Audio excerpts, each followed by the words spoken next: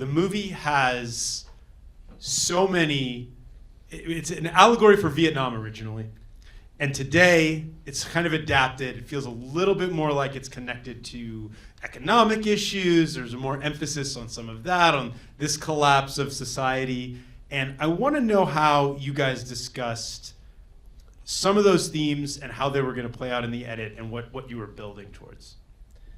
Well, yeah, thematically, it did. I only knew this after the fact that Stephen King had written it. It was his very first book that he wrote in 1960s, late 60s. Didn't get published until later in the 70s. But I guess a lot of his friends were going off to Vietnam. And in fact, Francis, when we started out, he asked. I said, "Are there any source materials or any movies I should watch?" And he recommended rewatching Platoon, Full Metal Jacket. Because just he knew it was going to come down to the camaraderie and also the the relationships and the band of brothers kind of a feel that, because this is different than, say, the Hunger Games or something, where they're not competing, they're not killing each other, they're trying to pull each other along for the most part. Yeah, it's crazy to watch something or read it where the people competing against each other like also love each other. Like, it's just a weird dynamic. I don't know anything else like that. But, to the Hunger Games point, you've worked with Francis on the Hunger Games movies. You're working on one with him now. There's obviously a correlation there. When you're trying to build, obviously these actors did a great job, but you're choosing the takes and the cuts and the moments to build a certain case for how they feel about each other. Can you talk a little bit about pulling out, you say camaraderie being important, pulling out the pieces of the performance that you want? Especially a lot of long takes, right? There's a lot of shots of just the guys are all walking and we're just in a long take watching them go at it conversationally. Right. In fact, I knew that was going to be one of the challenges editing from the beginning. In fact, the book, they're just walking. There's not much of a plot to this movie. It can be described in one sentence, right? And so every scene was going to be walking, and if this was in a living room, it would be a boring scene, where they're just all. But it's the performances, and so these guys, they, as you can tell, I'm kind of taken aback a little bit right now because it's been a little while since I've seen the final product, and I've been away from it and sitting with my friends up there and having a reaction of all you guys in the crowd. It made me realize how emotional, how quickly you get invested in these characters, and it has to do with these actors, these fabulous actors. The casting was spot on, and they're very true to their, a lot of their characteristics in the book. But for me, it was easy to pick performances because they were all good, and they did, in fact, shoot those 6 minutes. They would start a take and walk for 6 minutes. Do the entire scene. It was almost like theater on legs, right? They were just, and the cameras, the technical feat to get this done. Everybody was there were all these golf carts and all these camera trucks, and then they would stop, and then they would, instead of getting on the cars to go back, Francis would just walk back with them, and then they would walk back and talk about what was right in that take and what didn't, and then they walk another 6 minutes. And so by the end of the shoot, I heard that they walked almost as far as they did in this movie, like 300-something miles. Because they got their steps in. Yeah, right? They all had pedometers in their iPhones, in their backpacks or whatever. There's some times where I feel like there's some really emotional beats that happen silhouetted. There's a couple times you go behind them. What motivated the decision to use angles? Was it all, so when Francis is shooting the movie, some directors shoot coverage in a way that gives you fewer options. Some shoot, like Terrence Malick, in a way that give you infinite options. So where does this fall on the some of these things we tried it different ways and we found that worked best. And some of them, what was just it was only one way to cut it? Yeah, no, Francis is a very decisive filmmaker, and he shoots great coverage, and him and our longtime DP, Yo Willems, they compose these beautiful shots. And that's the one thing about seeing it on the big screen, which I hope as many people as possible can, because for as straightforward as a story it is, it's beautiful on the big screen. And these wide landscapes, these sunset, sunrise shots, getting the sense of time passing, and the silhouette shots, they were beautifully composed. I think we knew we needed those breaths in between, and we kept extending them and shortening them because we needed those drone shots, those beautiful landscapes, to just kind of breathe and sit for a second. Otherwise, it's scene after scene after scene, and everybody, dying in almost every single scene. So it has there's all these ups and downs. There is very little in the movie to give you a break from the movement, and pacing is obviously a huge part of editing. What moments did you feel like were the hardest to nail pacing-wise? In terms of just how you were cutting and obviously when first night there's some action, suddenly we're like choppy.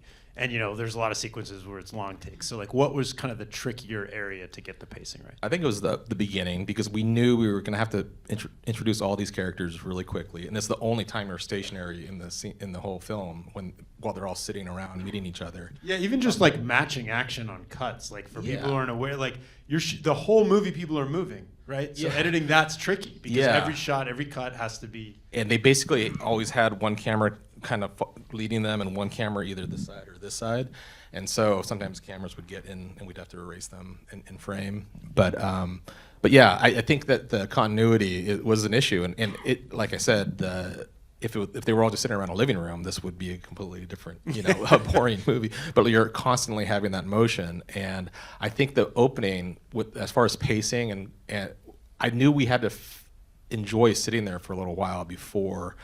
Because once we start going, you're going all the way to the very end, except for those 2 flashbacks. Right, and in the book, there's more flashbacks. It's a bigger part of it, but you guys were careful to only give us these really clear little snippets. Is there something that didn't make it that you had a hard time letting go of? No, I mean, within scenes, every scene had 3 different parts to it, say, and we realized maybe there were only 2 parts that could survive that would get into the meat of it. So it's just editing. But that's the one thing also about this film is you couldn't move things out of order and rearrange things as you normally would as an editor, because people died in a certain order, and it started off with 50 and it gets less and less and less. And so I think there's also on the big screen something visceral about that, of seeing it's a crowd of people and it's all this activity and all this Foley that they had to shoot and all this people talking, and then by the end, you just feel like it's a dozen, and then it's 10, and then it's 3, and then it's 2. Yeah. Something I'm curious about is the relationship to the score, because they say a movie, we talked about this in the lobby, but a movie's written the first time, in this case it's a book, then a movie, then it's written in an edit, really, and there's also the score is a whole other emotional writing process, every beat. So talk a little bit about how your cut lives with the score and how you worked with that, because it's a good score and it's a unique. Beautiful score, and in fact it's one of his first scores. This is Jeremiah Freites, who's one of the lead performers in the Lumineers. And Francis, we've had a relationship with him since he did some music for the Hunger Games, and he'd been wanting to get into film composing, and this was the perfect stuff, and he's got a beautiful sense and a beautiful sound, and these beautiful piano pieces he did in an album called Piano.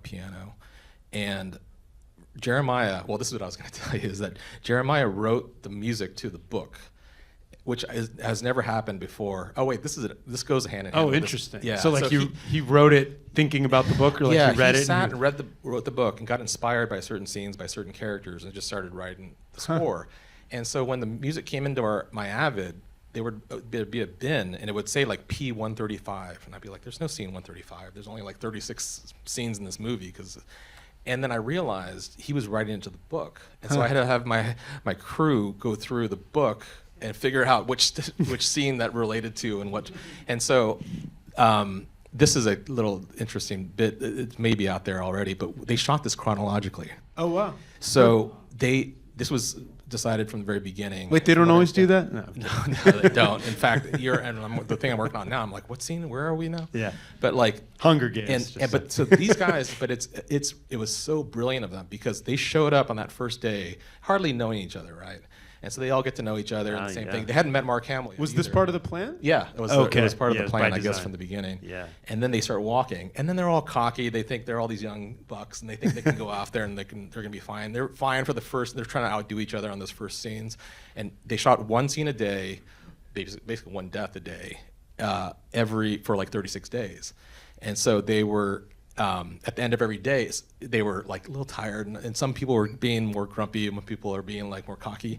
By the end of the first week, from what I understand, they were just wrecked, and they're like, "What did we sign up for?" And so this is not what we signed up for. Were they kind of sad to see each other go too? Yeah, because I was playing into it too. And then later, and then of course there were like friendships and cliques Yeah. and like kind of camaraderies and probably animosities, but there was but it was like not necessarily how they play out on screen. But but by the time they got through this lull in the second or third week, and then they were all going for it, and they were just like, they were losing weight, they were all disheveled, and it was true. And then they became friends, and like David and Cooper, you can tell those guys like each other, Yeah. and they really do. And I cannot tell you, like, going back to the performances, David Johnson, oh my gosh. Like Yeah. some of those scenes, I would just let them play, and I would just let them play if I could.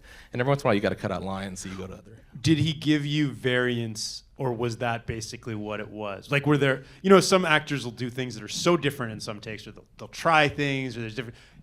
Was this the same note? Because there's in the book and also in this, the love between them kind of goes beyond friendship. There's something else there. It's like there's more hinted at. That's something that like one take too long or one beat like changes everything, right? So did you get other options, or would you looking at it and kind of crafting that and feeling it out? Yeah, I mean, he and Cooper, I mean, they all gave great different levels of performances and lines that got cut out, and that's all crafting in the cutting room. But like I said, it was hard to get it wrong because they were all so good. And sometimes there would be some speechifying that we would have to cut down, but the emotion was always there. And it was just them. It was like Garrett and like Ben as Olsen. Oh my gosh, that heartbreaking scene where he's saying, "I did it all wrong." Yeah. I did it wrong. And a lot of these lines that J.T. Molnar had written were from the book. Yeah. And so that's what's also like some of this anachronistic. You're not really sure. This is kind of out of time, out of place. Yeah. It's not like it's an alternate reality, I guess.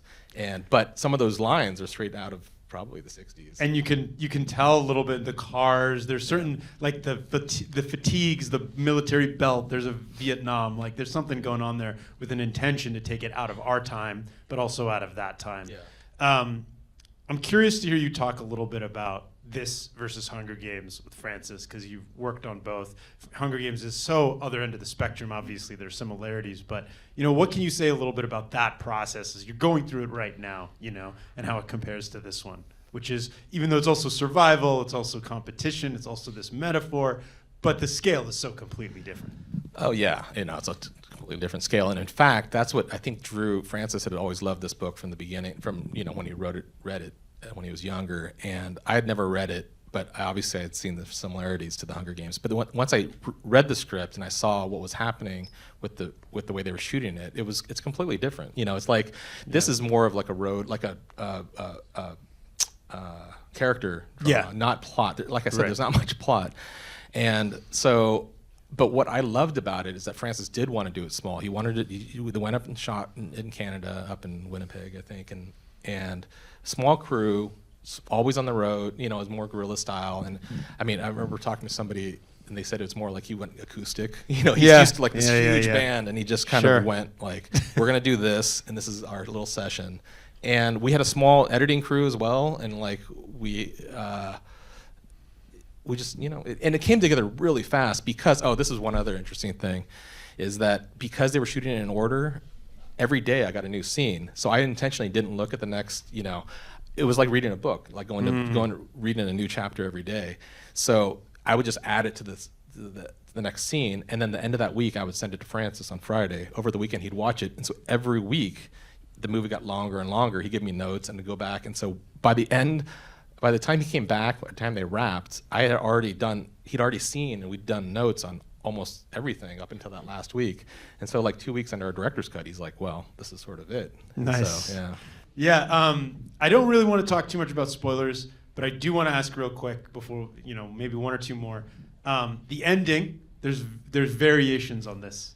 I don't want to put you in a position where you have to give away other versions, or we certainly don't want to talk about what the ending is, but talk a little bit about why this ending, maybe.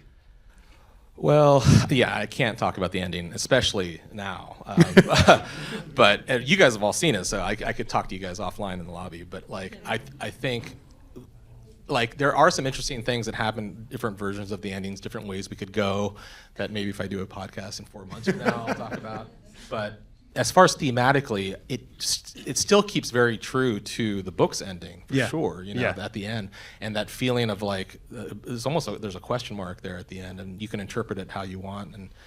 And yeah, I'd be curious to see the people's reactions, like what they get out of that last shot, and what happens in the winner and who ends up winning. Yeah, for sure. So, want to know, do you have any good Terrence Malick stories? Very different than this. No, Terry is a great guy. I mean, he is he's a friend of mine now, and I mean, he's just a Southern gentleman, and he is not as enigmatic as everybody thinks. Yeah. He goes out. But like, for example, you must get so much, like when you're working on one of those movies, and they're great, in my opinion. I love his movies. And you've gotten footage like The New World, for example. You've got so much stuff to work with, right? So you're almost crafting the movie, like it's such different experience as an editor, right? To build the story almost. You know, he's got like shots of the birds flying over here, and then he's got like... Well, at least The New World had a script. Some of his other ones after that, we started getting more experimental. But he definitely knows what he wants. But that's all editing, is finding that and crafting that story and those beautiful images. I was just thinking about that actually the other day, because there's some footage that we shot, that Francis shot for the new Hunger Games, reminded me of some of the Malick stuff, and I was thinking to myself, it's nice to have like both. Grass is always greener to me, because like Malick is all just poetic, Yeah.